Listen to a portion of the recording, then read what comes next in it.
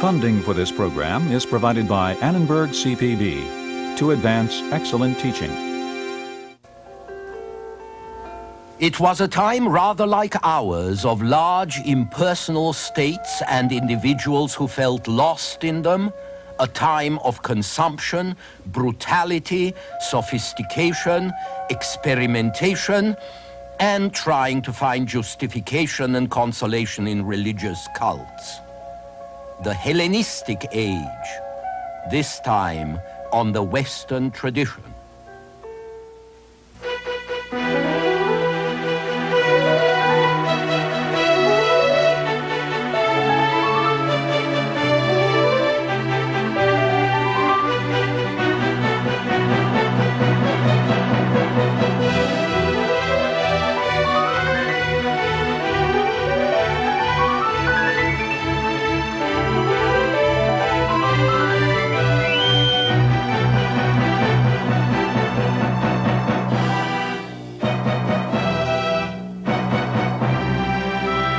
And now UCLA professor Eugen Weber's continuing journey through the history of Western civilization.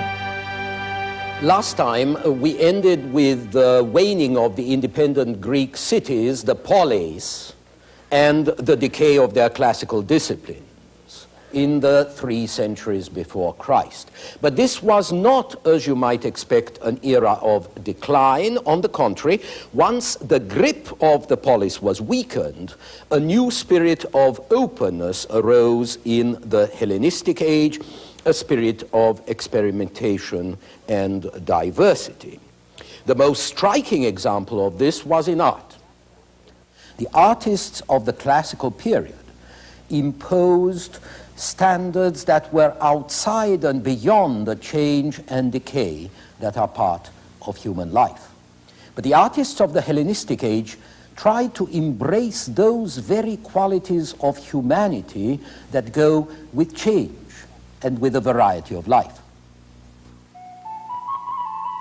Classical perfection was pure, austere, unchanging. The artists of classical and pre-classical Greece had aimed at forms that could be regarded as timeless and ideal, calm, fixed in their perfection. But then everything loosened up. The statues of the Hellenistic Age move like human beings. They express human emotions. They strive for greater realism, for movement, for sensuality. This is the art of a society that's sufficiently pleased with itself not to want to imitate gods and heroes. Fortune is no longer enthroned in stiff majesty. She sits like a normal woman. Aphrodite flows and curves in a sinuous movement. Victory alights on the prow of a ship, and you can feel the wind pressing the folds of her dress against her body. And then all this technical virtuosity becomes exaggerated in statues like this one of Laocoon and his sons entangled in what appears to be a giant strand of pasta, but which is actually a snake that goddess Athena sent to kill them. In this respect, the Hellenistic Greeks were rather like ourselves, admiring moderation, but often going to extremes.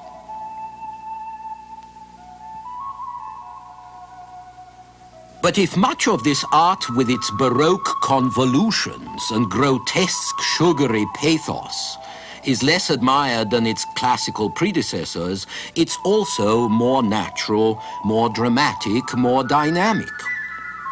And it is also more inclined to historical references. This is the first age of museums, collections, libraries, private and public, and of archaeology. So what some denounced at the time as fragmentation and alienation in a vast impersonal state, others appreciate as greater independence in a more open, less constricting society.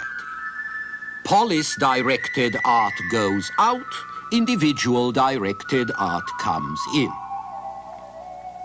We get portraits in busts and paintings that are not idealized but lifelike. We get landscapes and still lives, which would have been completely irrelevant when only gods and the polis mattered. And now the center of literary life is not Athens, as it had been for so long, but the new Hellenistic city of Alexandria, which produces psychological speculation and biography and autobiography. In this theatrical scene, lovers struggle not against gods, but against parents and rivals, and the references are not to higher values, but to wills and dowries and stolen letters, as in modern entertainment. And the public also wants happy endings, not just the inevitably grim misadventures of classical Greek tragedy. There is a wider market for art now, and there is a greater variety in public taste. It's less grand, less noble than that of the 5th or 6th century BC. It mirrors a more vulgar society, insecure, uneasy, excited, but livelier, much like our own. Another familiar aspect of the Hellenistic world is that one's social experience in the community had shifted from an accessible human scale where you could affect your environment if you wanted to a fragmented, depersonalized society. If you wanted to lead a good life, you could no longer say, as Plato said, let's make a good society make good men lead good lives. And if you wanted to play a part in the world, you could no longer just stay in your polis because the polis mattered less and less. You had to enter the service of one of the great kings who ruled in Macedonia or Egypt or Syria. These kings now ruled so many different peoples that they were practically forced to take over the Oriental tradition of a godlike king because that alone could bind so many different territories and tribes and cities to their rule. Even the lesser kings had pretensions based on Alexander's claims to divinity. But such pretensions were completely contrary to Greek values, so something had to give. And if it wasn't going to be the kings, it was going to have to be the Greeks. In the 4th century BC, when Alexander wrote back to Greece asking to be worshipped as a god, the Spartans, for one, took it calmly with a mixture of practicality and skepticism. If he wants to be a god, they said, let him be god. You can see where this led by looking at Antiochus I of Commagene, a Hellenistic king of the 1st century BC. When he built his tomb at Nemrut Dag, which is now in Turkey, Antiochus cut off the top of a mountain 8,200 feet high and had it replaced with a tumulus, a grave mound 400 feet high, with colossal statues of Greek and Persian gods in whose midst he sits enthroned, a god among the gods. Hubris on this scale was a radical break with the Greek tradition of moderation. It also offended Greek ideas of the dignity of free men, subject only to the laws of the polis. But the days of the autonomous polis were long gone. Now the power rested with the kings. So the problem arose. How was a free-thinking man supposed to adapt himself to the new situation? What should he do if he wanted to live as a good man, an honest man, stand by his principles? Should he remain aloof? Should he act? And if he was going to act, by what rules should he act? Now, this is the problem of the various Hellenistic schools of philosophy, the problem they had to face. And while they answered it differently, they all agreed that man must find the source of freedom and justice within himself. Freedom in classical times consisted of obeying the law of your city and its gods. But in the Hellenistic age, it would have to consist of an internal freedom that comes from being at one with the cosmic order and with oneself. The wise man is free even if he is a slave, as long as he can establish and retain his eternal freedom. If he is his own master, then he has no master. No human can intimidate him. Passions, fears, greed, desires cannot shake his equanimity.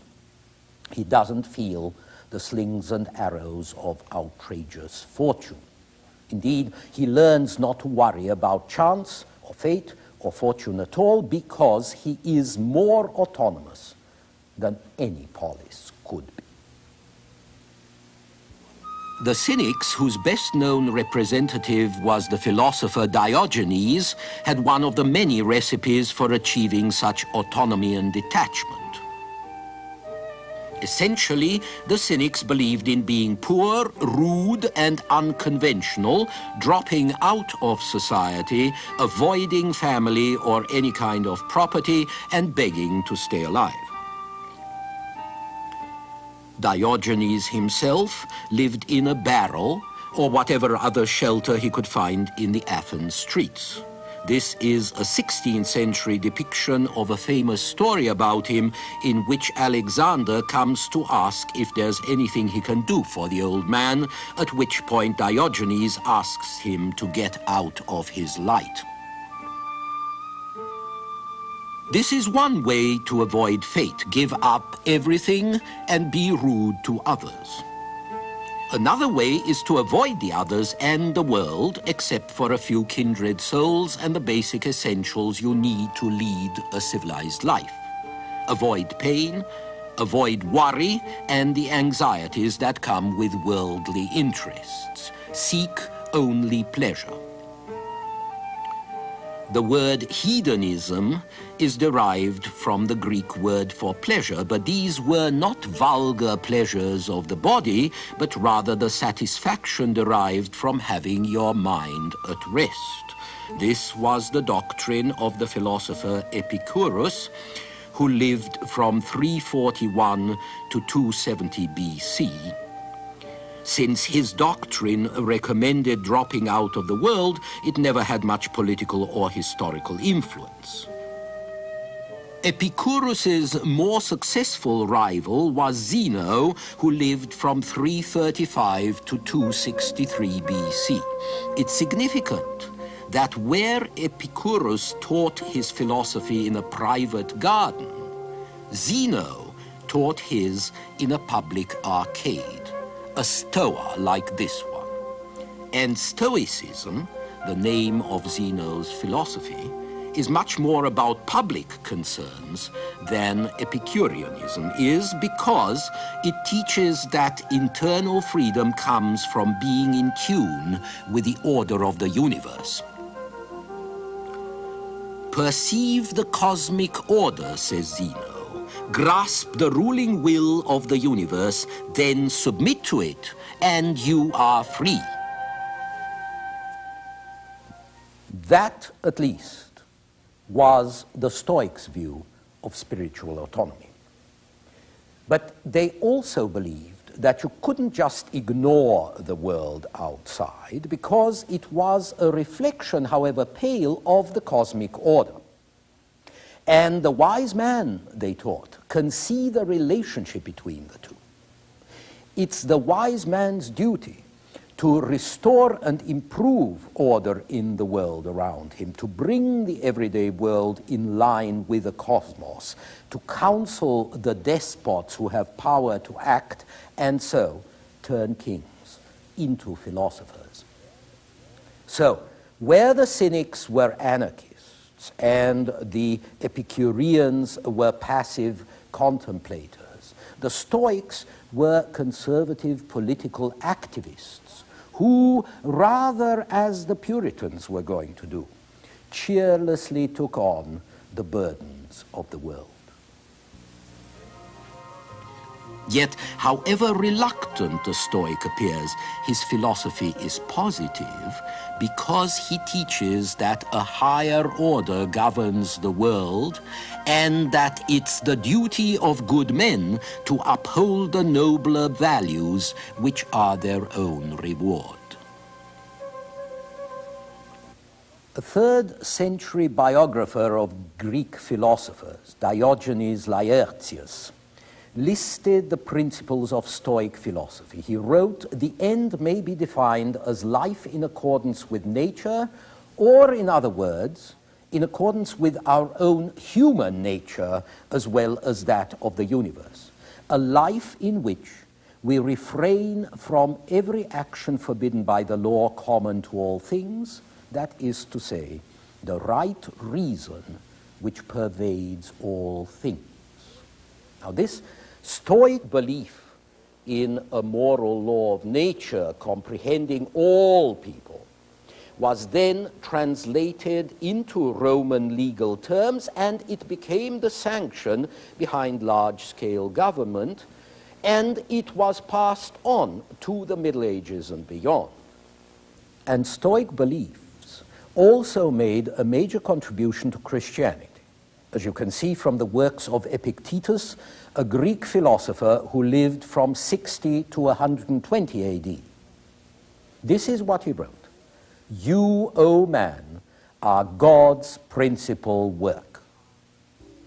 You are a distinct portion of the essence of God and contain a certain part of him in yourself.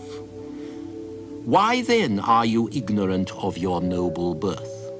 It is within yourself that you carry him, and you do not observe that you profane him by impure thoughts and unclean actions?" In the meantime, however, there is another darker aspect of the Hellenistic period, the persistence and popularity of primitive mystery religions. These women are participants in Dionysiac cult rites. Only the initiated learn the secrets to the mysteries of life, and so only they are afforded salvation. Whether these mystery cults worshipped Isis or Serapis from Egypt, Mithras from Persia or others, they all had this in common: they were the business of the individual, not the polis.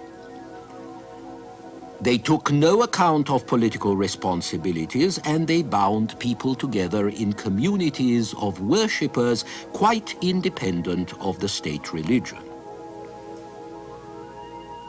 The simplest of these were the good old earth religions like the Eleusinian cult you see depicted here, or the Dionysiac cults. This is Dionysius himself, the god of fertility, wine, and drama. In all of the cults, a young king appears who is the bearer of spring and a new summer.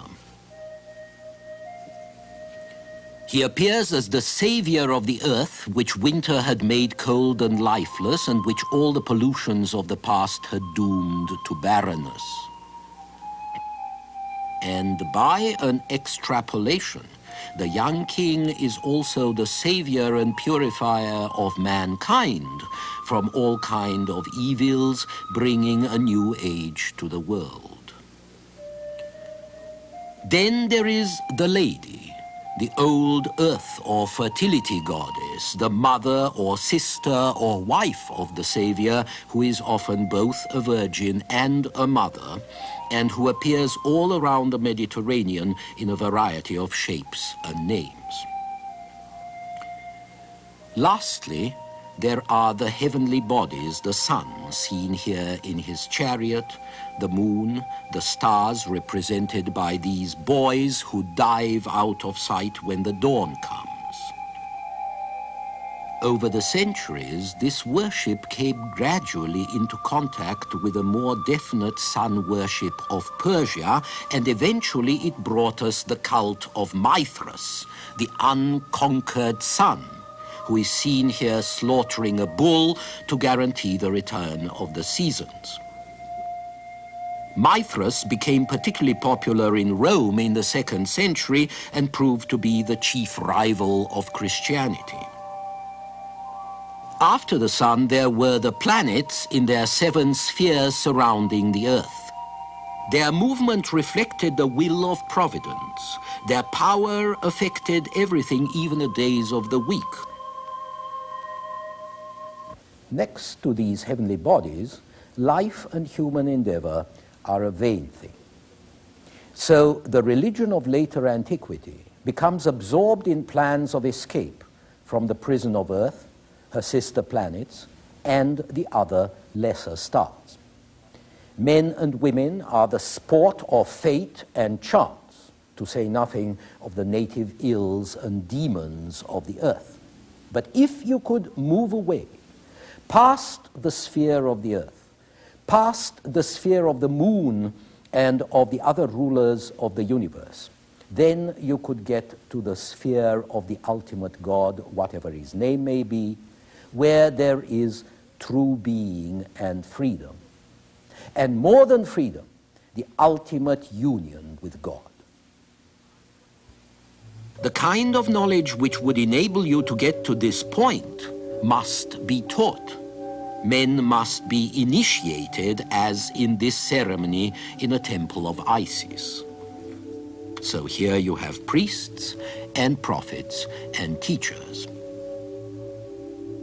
But above all, you have the figure of a redeemer, a godly savior, who is connected with figures like Attis or Adonis in Asia Minor,